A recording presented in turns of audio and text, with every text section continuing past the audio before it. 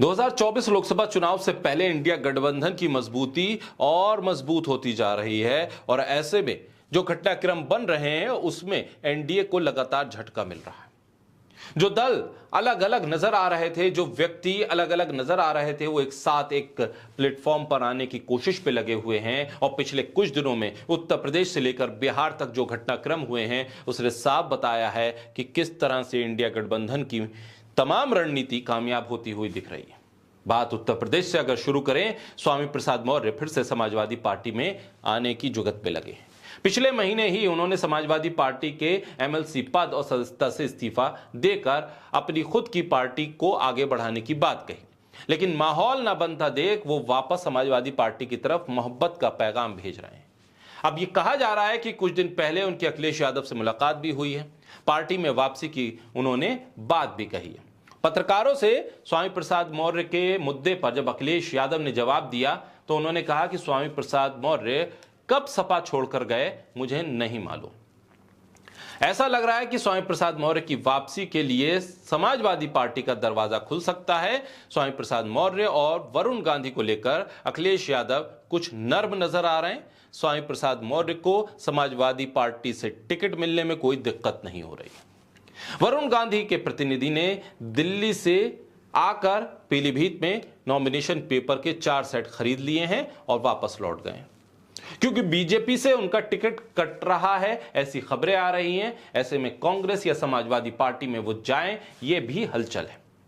कांग्रेस में अगर नहीं गए तो समाजवादी पार्टी में जा सकते हैं और दोनों ही दलों में अगर नहीं गए तो फिर निर्दलीय चुनाव लड़ेंगे, जहां समाजवादी पार्टी और कांग्रेस उनका समर्थन करेगी, कोई उम्मीदवार नहीं उतारेगी। वरुण गांधी को इस बार अगर टिकट नहीं मिलता है तो एक संभावना है कि निर्दलीय प्रत्याशी के तौर पर पर्चा दाखिल करें और पर्चे का एक सेट वो मंगवा भी चुके। अगर बीजेपी ने पीलीभीत से वरुण गांधी को टिकट नहीं दिया तो पूरी संभावना है कि वो निर्दलीय प्रत्याशी के तौर पर नामांकन दाखिल करेंगे। सीटों पर नाम को लेकर अभी प्रधानमंत्री की अध्यक्षता में सीईसी की बैठक होनी बाकी है। इस बैठक में तय होगा कि वरुण गांधी को टिकट मिलेगा या नहीं। उत्तर प्रदेश के स्तर पर सभी भाजपा नेताओं ने कोर कमेटी की बैठक में वरुण गांधी के टिकट दिए जाने का विरोध किया था। भाजपा से वरुण गांधी का टिकट कटने की चर्चाओं के बीच पीलीभीत के मौजूदा सांसद को लेकर एक बड़ी खबर यह भी है कि इंडिया गठबंधन ने पीलीभीत सीट पर अब तक प्रत्याशी का ऐलान नहीं किया है। ऐसे में कयास लगाए जा रहे हैं कि समाजवादी पार्टी वरुण गांधी को मैदान में उतार सकती है, और ऐसा नहीं हुआ तो समर्थन तो दे ही सकती है अगर वरुण गांधी पीलीभीत से निर्दलीय चुनाव लड़ते हैं। तो वहीं बिहार में एनडीए दलों के बीच सीटों के बंटवारे के बाद विपक्ष में भी सियासी हलचल तेज है। इसी सिलसिले में जन अधिकार पार्टी के पप्पू यादव ने राष्ट्रीय जनता दल के सुप्रीमो लालू प्रसाद यादव, तेजस्वी यादव से मुलाकात की, जिसकी तस्वीरें साझा की गई। पप्पू यादव लंबे वक्त से सीमांचल में महागठबंधन के साथ समझौते की कोशिश कर रहे हैं।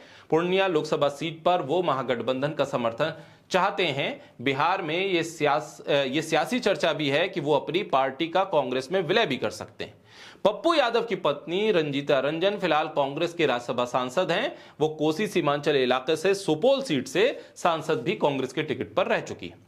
माना जाता है कि बिहार में विपक्षी दलों के बीच किसी भी दिन सीटों की साझेदारी का ऐलान हो सकता है। इसके लिए कांग्रेस और वाम दलों की ज्यादा सीटों की मांग पर सहमति बनाने की कोशिश की जा रही है।